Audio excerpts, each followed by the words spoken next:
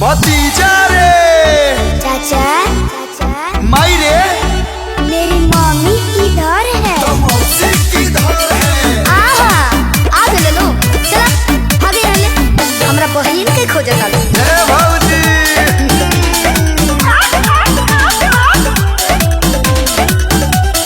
चाचा तोहर बाबू लागो तारे बानो मार के फ्रूटी भोई बाड़े आंधर खुल जाए जामा रंगा जाए जो कसम कोदी पीछे कारी में सीधे रे कसम हाथ तोरी का होई बहन के ए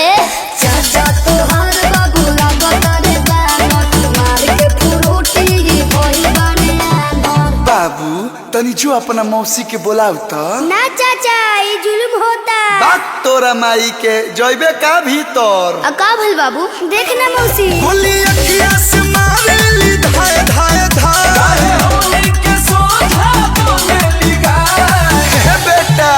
तोरा माई के गलिया छुए में आय मौसी के गलिया आय हाय हाय माई के गलिया छुए में आय अच्छा मौसी के गलिया आय हाय हाय जाके अपनी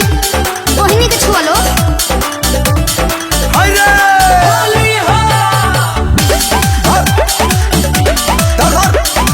अरे बबुआ रे देख तारी रंग जब लाल का पियर का जाने काहे बाबू भागो तारे थारा का हम में काट लगल बा ना चाचा रुआ बदतमीजी करले तोर चाचा रे बबुआ आधा रंगले कब पाछा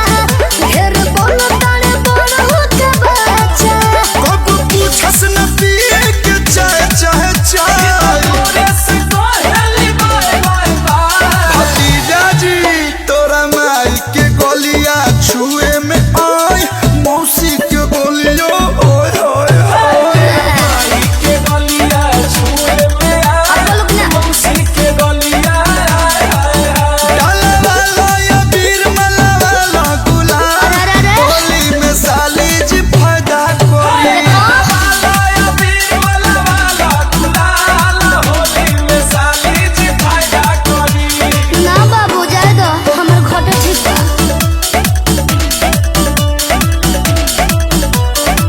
काला जामुन होई बेटा तोहर माई